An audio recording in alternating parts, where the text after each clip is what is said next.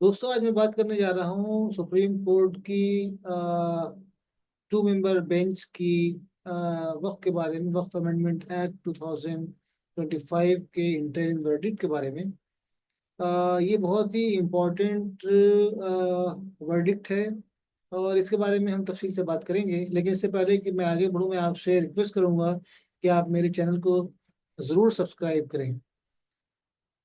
ये जो आज वर्डिक्ट आया है, interim verdict justice P. R. Gavi और जस्टिस ऑगस्टिन जॉर्ज मसी का, ये कई लिहाज से बहुत ही इम्पोर्टेंट है।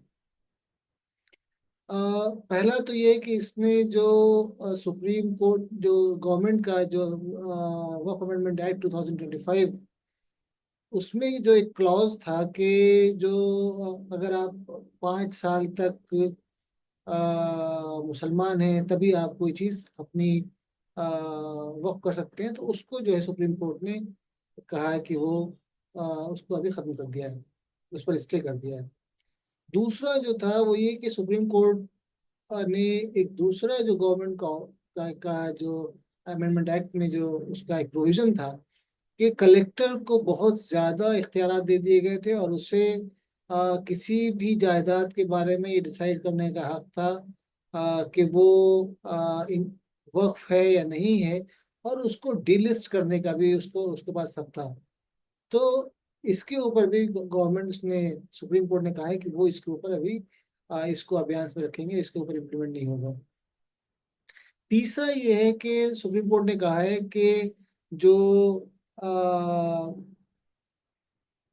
जो स्टेट वक्फ बोर्ड है, उसमें जो नॉन मुस्लिम मेंबर्स हैं, उनकी जो उनका नंबर जो है शुड बी मोर देन 3। और सेंट्रल वक्फ काउंसिल में 4 से ज्यादा नॉन मुस्लिम मेंबर्स नहीं हो सकते।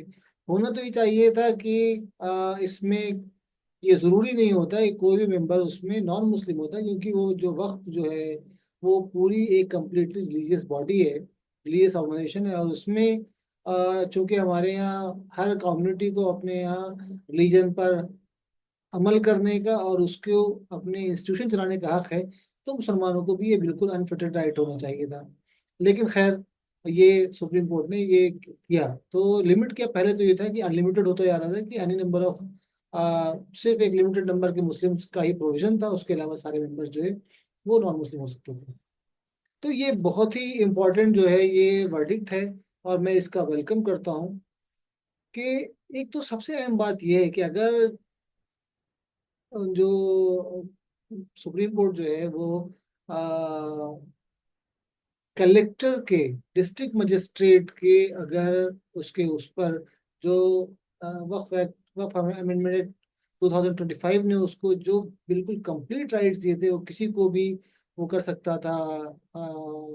मतलब कि कोई भी जो जायदाद है, वक्फ की जायदाद, इसके बारे में कोई इश्यू हो तो उसके बारे में डिसाइड कर सकता था कि वक्त की है या नहीं।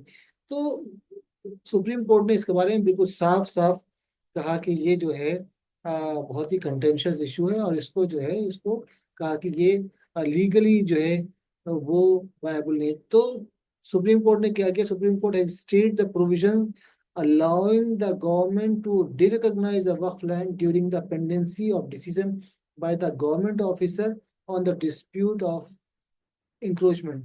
एससी ने कहा कि अगर जो कलेक्टर को अगर ये इजाजत दी जाए कि वो डिसाइड करे, तो it's against the separation of powers जो है हमारे यहाँ हिंदुस्तान में है।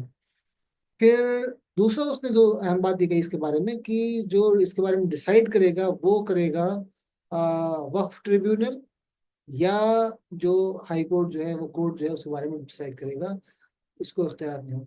अगर ये होता तो आप समझे कि मुल्क की, चूंकि वक्फ का यूजर जो है हमारे यहाँ, half of the Waqf properties, यानी अगर 7.8.7 लाख जो है वो जो प्रॉपर्टीज हैं वो वक्फ हैं, उनमें से तकरीबन 4.2 या 3 के लाख जो प्रॉपर्टीज हैं वो वक्फ का यूजर हैं। तो अगर ऐसा होता तो जितनी जायदाद है, आप जितनी जो जो हमारे यहाँ जो एडमिनिस्ट्रेशन जो है बहुत सुपर एक्टिव है इन सारे मामलात में, तो उसने रातों रात जो है वो इनको मतलब वो उसका कुछ का कुछ कर दिया होता है। तो अहम बहुत ही इम्पोर्टेंट चीज़ ये है कि वक्फ का यूज़र जो है वो उसके किसी हद तक जो है वो सेफ्टी का अल्हम्दुलिल्लाह प्रोविज़न हुआ, ये बहुत ही इम्पोर्टेंट है। तीसरा ये है कि इससे जो अदालत ने कहा कि जो majority of members should be Muslims in Waqf board and in Waqf tribunal, Waqf जो है सेंट्रल वक्फ काउंसिल, ये बहुत इंपॉर्टेंट है, हमें मानना चाहिए। सो अदालत, ये जो हमारा जो गवर्नमेंट है उसने थ्रू वक्फ अमेंडमेंट एक्ट 2025 उसने ये पूरा डिसाइड तकरीबन ये कहानी क्रिएट की थी कि वक्फ जो है इट्स एन सेकुलर ऑर्गेनाइजेशन, और ये जायदाद की देखभाल से इसका ताल्लुक है, इसका कोई रिलीजियस वो नहीं है, कॉन्नोटेशन नहीं। ये बिल्कुल गलत बात है।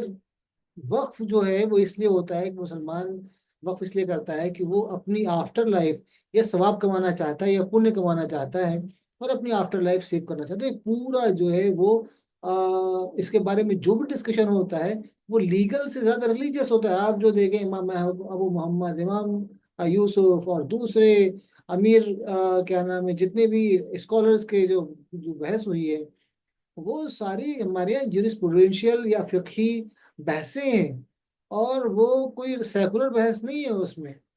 प्रॉपर्टी मैनेज कैसे होगी ये अलग बात है, लेकिन ये पूरा इंस्टीट्यूशन जो है वो वक्फ का है, और उसको कोई दूसरा वो नहीं कर सकता। दूसरा ये है कि वक्फ चूंकि एक रिलीजियस चीज है, और वाकिफ जो इंडोवर है उसका जो जो मंशा थी इंडोव करते वक्त कि ये जो है वो मैं इस काम के लिए करना चाहता हूँ, तो उसमें भी कोई छेड़खानी नहीं हो सकती, बहुत ही इंपॉर्टेंट है।